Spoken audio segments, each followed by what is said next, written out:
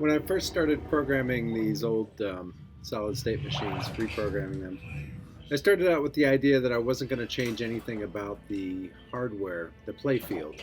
I was just going to add in, my custom board in order to change the programming. But then I was working on this Trident, and I've had it for a couple of years. I really like it, and I figured I would go ahead and restore the playfield. As long as I was going to restore the playfield, I thought, well, I might as well make an attempt at changing some of the hardware and see how that goes. So this video I'm documenting what I came up with for another new rule set for Trident. I call it Trident 2022. So I've just qualified my feeding frenzy mode by alternating my spinners, and if I can get it in the saucer now, you'll see what the new hardware gives us. I've added two things to it. I added a 4-ball trough, and I added a auto plunger in there so that we can do multi-balls. And so every time you get into a new mode, so for instance in Feeding Frenzy here, Feeding Frenzy is now a 2-ball multi-ball. And if I were to qualify multiple modes, then I would get even more balls. You also get a 2x playfield multiplier while you have the multi-ball going. And I just lost that multi-ball, so now I'm going to try for another mode. If you're familiar with my rewrite of this game, there's 3 modes. You have Feeding Frenzy, which is alternating the spinners. You have Sharpshooter, which involves the drop targets, and you have Explore the Depths, which is the stand-up targets.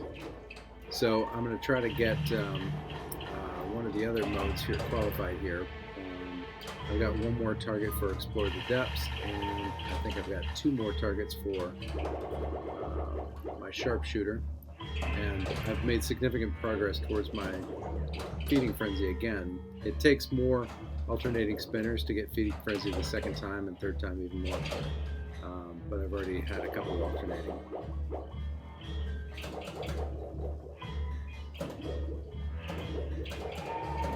Almost got that Explore the Depths. Okay, so now I've got Explore the Depths qualified, which is the stand-ups. And I've got one more drop. So now I've got my Sharpshooter qualified. And really close to another, to a triple stack here, or a mega stack for my modes.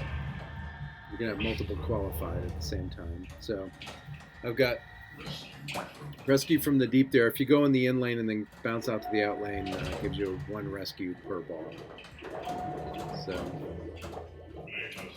I got the Mega Stack now, which is all 3 modes. So because it's 3 modes on top at the same time, it's a 4-ball multi-ball, and I've got 4x playfield right now. Now, if I make progress towards all of my goals, if I hit at least 1 Sharpshooter target, hit at least 1 Explore the Depth stand-up, and get at least 1 spin, which I should already have from the last time I ran, then I'll be able to qualify for Deep Blue Sea. And you'll see that I have a pretty generous ball save going here because I started the multi-ball with 4 balls. So it just keeps putting the balls back into play and scoring a lot of points.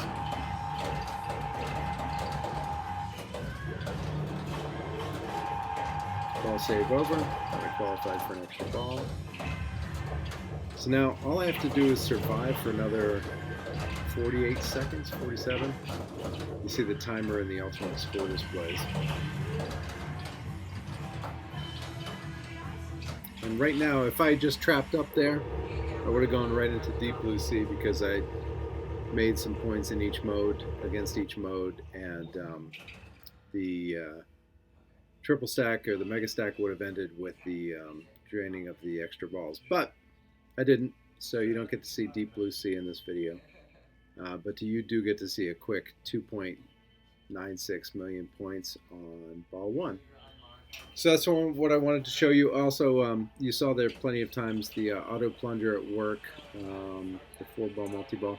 Now the hardware for this, I just did from off-the-shelf hardware. I think I got it from, I'll have to look up where I got it from for the next video. I'll document how I did it. It only takes a couple hours to retrofit the game, adding a new ball trough in there, and and the auto plunger. Everything fits really nicely on the back of the Trident playfield.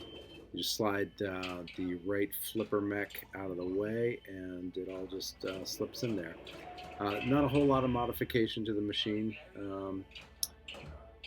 So I think it's you know, it's a valid option for people if they want to really upgrade their Trident.